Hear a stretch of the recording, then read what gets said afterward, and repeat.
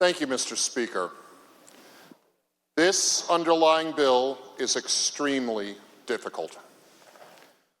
This amendment, 949, adds an intent section, a new intent section to the underlying bill.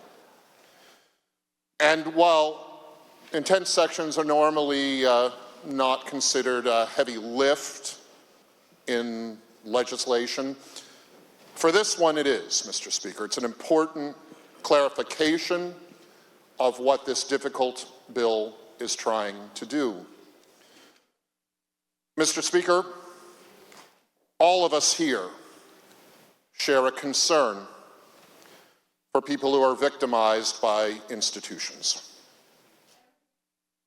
The difficulty of this bill, the underlying bill, is how we'll balance the rights and our duty to protect individual victims of abuse and mistreatment against the constitutional rights of citizens of this state to exercise what the Washington State Constitution in Article 1, Section 11 calls absolute freedom of conscience in matters of religious belief.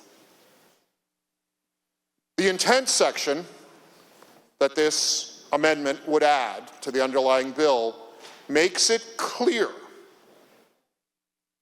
that our public policy must balance a protection of these victims with all of our constitutional right to that absolute freedom of conscience. Now, Mr. Speaker, lawyers will sometimes dismiss intent sections as dicta, as the stuff, the words in legislation that aren't really the substance of the underlying statute. But in this case, because the subject matter of the underlying bill is so sensitive and so complicated, I believe the intent section is more important than ever. This intent section sets the right balance for all that follows in the proposal and is essential, I believe, to a good public policy that balances these complicated interests. Please vote yes. Thank you, Mr. Speaker. This amendment is substantive to the mechanics of the underlying proposal. It's an essential amendment, Mr. Speaker. Please vote yes. What this amendment does is it clarifies what is muddy language in the underlying bill and says very plainly that while clergy members will be mandatory reporters, confidence is shared during penitential confession and similar long-established religious rituals will not be subject to the mandatory reporting requirements. They are exempt. Mr. Speaker, we have a long-established set of statutory recognitions of what we variously call penitential communication, sometimes called confession, sometimes called atonement. Different religions have different names for it. The concept is the same. A private, spiritual confession between an individual and a member of the clergy that is a trust relationship protected by Article 1, Section 11 of the state constitution that you may hear compared to the relationship between an attorney and a client or the relationship between spouses. The key component to this narrow exemption from the reporting requirements is the trust that exists between the penitent, the person confessing, and the clergy member receiving the confession.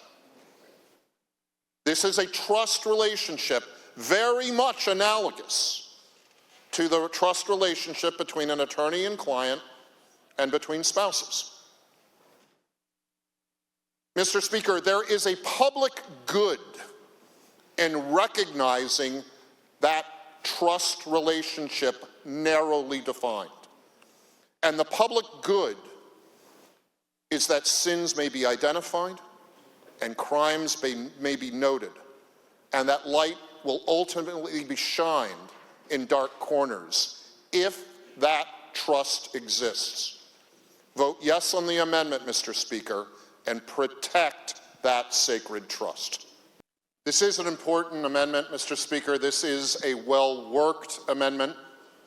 In previous considerations of this policy point, this was considered a bipartisan improvement to the underlying proposal. Mr. Speaker, this does allow the larger goals of the underlying policy to take effect while protecting the confessional seal of penitential communication.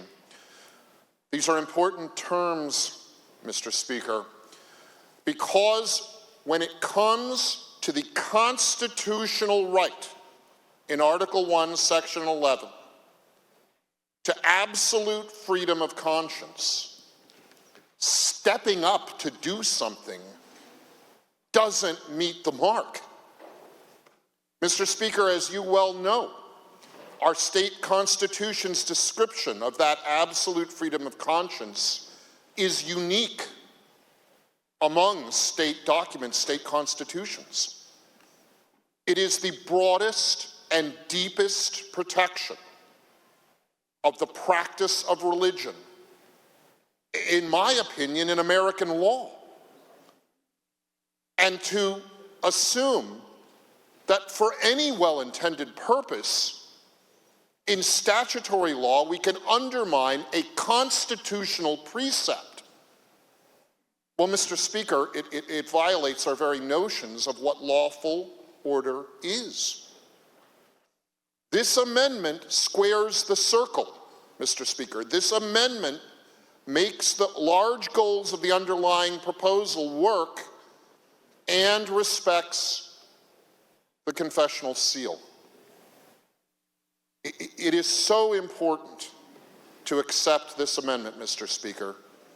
This will move some noes to yeses, but more importantly, it synchronizes the divergent interests in our law, in our policy, that are in conflict with each other in the underlying proposal without this amendment. This is a good opportunity to fix this, Mr. Speaker. Please vote yes. Thank you, Mr. Speaker. Important amendment. Please vote yes. Mr. Speaker, this amendment, as has been mentioned, like the amendment before it, creates a consistency in the law. It treats the confessional, penitential communication between a clergyman and a clergy member and a penitent in the same way that the law treats spousal communication.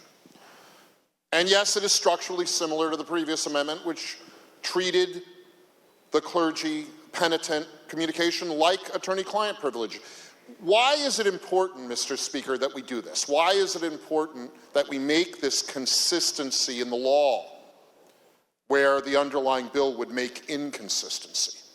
Why is it that we will treat the clergy-penitent relationship not less than these other standards, but to the same level as these other standards? The philosophical question, Mr. Speaker, the foundational question is, why is it important to have these privileged communications?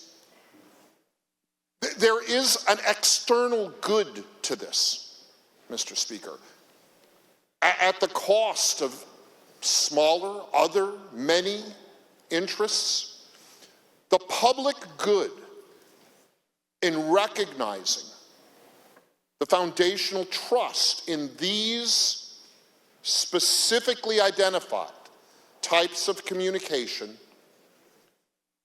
is to create us that system, that very system that we've heard about, that encourages the truth finally to be spoken, that encourages the light to be shined on to the dark corners of our culture, to the dark corners of the human soul.